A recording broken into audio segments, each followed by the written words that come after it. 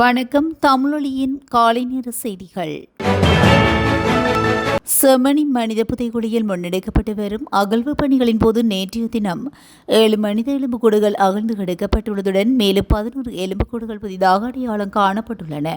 செம்மணி மனித புதைகுழியில் 3ஆம் கட்ட அகழ்வு பணியின் 30வது நாள் அகழ்வு பணிகள் நேற்று முன்னெடுக்கப்பட்ட நிலையிலும் இதன்போதே இந்த எலும்புக்கூடுகள் கண்டெடுக்கப்பட்டுள்ளது. அதன் அடிப்படையில் இந்த பகுதியில் இதுவரை மேற்கொள்ளப்பட்ட அகழ்வு பணிகளின் போது மொத்தமாக 405 மனித எலும்புக்கூடுகள் அடையாளம் காணப்பட்டுள்ளதுடன் அவற்றில் 377 எலும்புக்கூடுகள் இதுவரையிலும் முழுமையாக அகழ்ந்து எடுக்கப்பட்டுள்ளமை குறிப்பிடத்தக்கது. டீசல் விலை குறைக்கப்பட்டாலும் எதிர்வரும் 6 மாதங்களுக்கு பஸ் கட்டணத்தில் எவ்வித திருத்தங்களையும் மேற்கொள்ளப் போவதில்லை என இலங்கை தனியார் பஸ் உரிமையாளர் சங்கத்தின் தலைவர் கேமனு விஜயரத்ன தெரிவித்துள்ளார். அவர் அங்கு மேலும் தெரிவிக்கையில் வருடாந்த பஸ் கட்டண திருத்தத்தை எதிர்வரும் ஜூலை 3ஆம் தேதி முன்னெடுப்பது தொடர்பில் ஆலோசிக்கப்படுகின்றது என்றும் எரிபொருள் விலை சூத்திரம் மாத இறுதியில் முன்னெடுப்பதனால் அதன் அடிப்படையிலேயே பஸ் கட்டண திருத்தம் மேற்கொள்ளப்பட உள்ளது. திருகோணமலை குச்சவெளி போலீஸ் பிரிவுக்குட்பட்ட கும்புறுப்பிட்டி கொம்பன்குளம் காட்டுப்பகுதியில் புதைக்கப்பட்டிருந்த பெருமளவிலான ஆபத்தான வெடிப்பொருட்கள் மற்றும் ஆயுத பாகங்களை திருகோணமலை பிரிவு குற்றப்புலனாய்வு பிரிவினர் மீட்டுள்ளனர். யுத்த காலத்தில் பயன்படுத்தப்பட்டு பின்னர் பாதுகாப்படையினருக்கு தெரியாமல் மறைத்து வைக்கப்பட்டிருக்கலாம் என சந்தேகப்படும் இந்த ஆயுத பாகங்கள் கொம்மன்குளம் காப்புக்காட்டு பகுதியில் உள்ள சிறிய இரும்பு தகடு ஒன்றினால் மூடப்பட்டு குழிக்குள் பெரிய பீப்பாய் ஒன்றினால் உரைப்பையினுள் இட்டு புதைக்கப்பட்டிருந்ததும் குறிப்பிடத்தக்கது. இலங்கையிலிருந்து வெளிநாடுகளுக்கு டாலர்கள் கடத்தப்படுவதை தடுப்பதற்காக அவசர மற்றும் கடுமையான கட்டுப்பாடு நடைமுறைகள் அறிமுகப்படுத்தப்பட்டுள்ளதாக தெரிய வருகிறது. இலங்கையில் பதிவு செய்யப்பட்ட போலி நிறுவனங்கள் மூலமாக சட்டவிரோதமான முறையில் டாலர்கள் கடத்தப்படுவதை தடுக்கும் வகையில் அரசாங்கமும் இலங்கை மத்திய வங்கியும் இணைந்து இந்த நடவடிக்கை முன்னெடுக்கப்பட்டுள்ளன. சுமார் 85 மில்லியன் அமெரிக்க டாலர் பெறுமதியான பாரிய வெளிநாட்டு நாணய மாற்று மோசடியொன்று அண்மையில் கண்டறியப்பட்டதைத் தொடர்ந்தே இந்த நடவடிக்கை எடுக்கப்பட்டுள்ளது.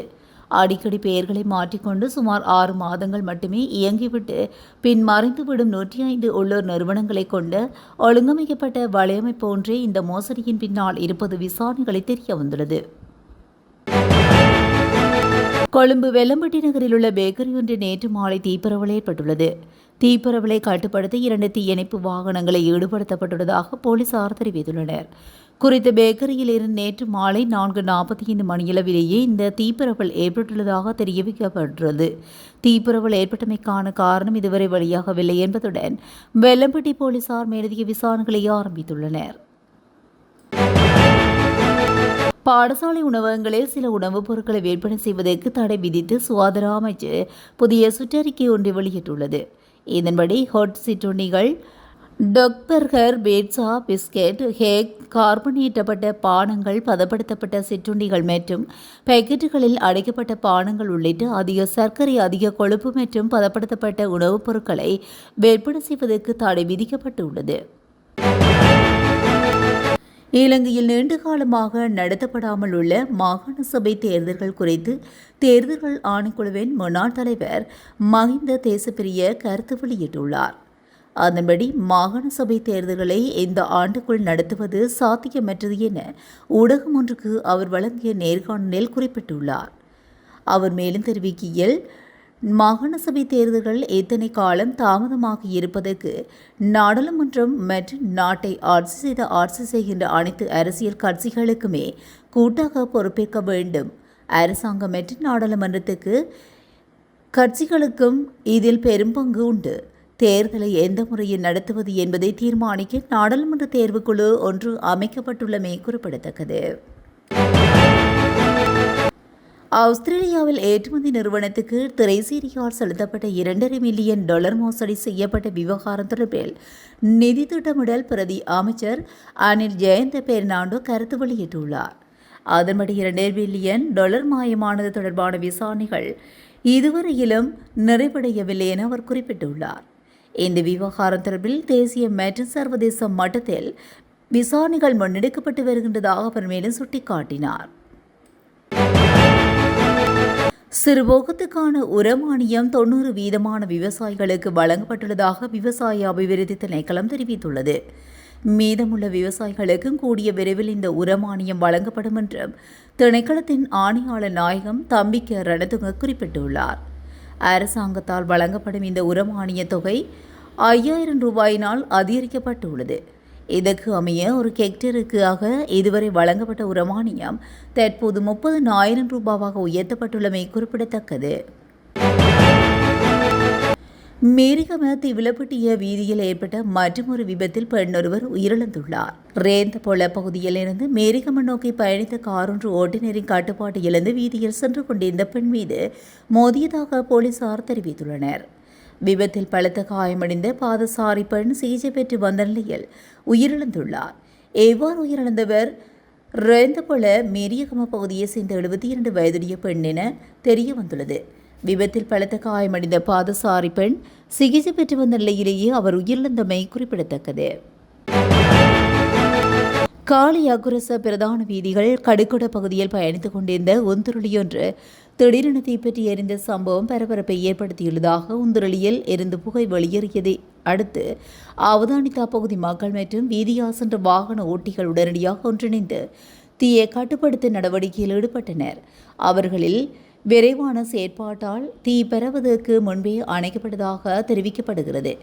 இந்த சம்பவத்தில் எவருக்கும் காயங்களோ உயிர் சேதமோ ஏற்படவில்லை என காவல்துறையினர் தெரிவித்துள்ளனர். மேலும் உந்துருளியில் ஏற்பட்ட திடீர் இயந்திர கோளாறு தீப்பரவலுக்கு காரணமாக இருக்கலாம் என ஆரம்பகட்ட விசாரணைகளில் சந்தேகிக்கப்படுகிறது. தமிழ் மக்களின் சுய நிர்ணய உரிமை மற்றும் நீதியை வலியுறுத்தியும் இலங்கை தமிழ் மக்களுக்கு எதிராக பயன்படுத்தப்படும் கடுமையான பயங்கரவாத தடை சட்டம் மற்றும் இணைய பாதுகாப்பு சட்டம் ஆகியவற்றை உடனடியாக நீக்க வலியுறுத்தியும் அமைதி போராட்டம் ஒன்று பிரித்தானியாவில் முன்னெடுக்கப்பட்டுள்ளது. 2026 ஆகஸ்ட் 10 தொடங்கவுள்ள கல்வி பொதுதராதர உயர்தர பரீட்சையை ஒத்திவைக்குமாறு பல்வேறு தரப்பினர் விடுத்த கோரிக்கை தொடர்பாக கல்வி உயர்கல்வி மற்றும் தொழிற்கல்வி அமைச்சகம் முக்கிய அறிவிப்பை வெளியிட்டுள்ளது. 2026 கல்வி பொதுதராதர உயர்தர பரீட்சைக்கு தயாராகுவதற்கு நேரம் இருப்பதனால் பரீட்சை கால அட்டவணையை திருத்தி அமைக்க தேவையில்லை என்று அமைச்சகம் தெரிவித்துள்ளது. அதேவேளை 2026 ஆண்டுக்கான கல்வி பொதுதராதர உயர்தர பரீட்சைகள் ஆகஸ்ட் 10 முதல் செப்டம்பர் 5 வரை நடைபெறவுள்ளதாகவும் பரீட்சைகள் திணைக்களம் அறிவித்துள்ளமை குறிப்பிடத்தக்கது. சமூக ஊடகங்கள் மூலம் அடையாளம் காணப்பட்ட மோசடி காதலர்கள் மற்றும் நபர்கள் குறித்து பொதுமக்கள் எச்சரிக்கையாக இருக்குமாறு போலீசார் மீண்டும் எச்சரிக்கை விடுத்துள்ளனர். காதலர்கள் அல்லது நெருங்கிய நண்பர்கள் என்று கூறிக்கொண்டு திருமணம் செய்து கொள்வதாக வாக்குறுதியளித்து பெண்களை பணம் அல்லது நகைகள் கேட்டு ஏமாற்றும் சம்பவம் அதிகரித்துள்ளன. மேலும் பெண்களை ஏமாற்றி அவர்களை பாலியல் ரீதியாக துன்புறுத்துவது போன்ற பல முறைப்பாடுகள் சமீபத்தில் வந்துள்ளதாக போலீசார் எச்சரித்துள்ளனர். நீங்களோ அல்லது உங்களுக்கு தெரிந்தவர்களோ இதுபோன்ற மோசடி அல்லது துஷ்பிரயோகத்துக்கு ஆளாகியுள்ளதாக உணர்ந்தால் உடனடியாக அருகிலுள்ள போலீஸ் நிலையம் அல்லது குழந்தைகள் மற்றும் பெண்கள் பணியகத்தில் முறைப்பாடு அளிக்குமாறு கேட்டுக்கொள்ளப்படுகிறீர்கள். இந்த தகவலை 118-119-1007 அல்லது 109 ஆகிய அவசர எண்கள் மூலமாகவும் போலீசாருக்கு விரைவாக தகவல்களை வழங்கலாம் என அறிவுறுத்தப்பட்டுள்ளது. இத்துடன் தமிழொலியின் காலை நேர செய்திகள் நிறைவடைகின்றன. தொடர்ந்தும் செய்திகளோடு இணைந்திருக்க தமிழொலி ஊடகத்துடன் இணைந்திருங்கள். நன்றி, வணக்கம்.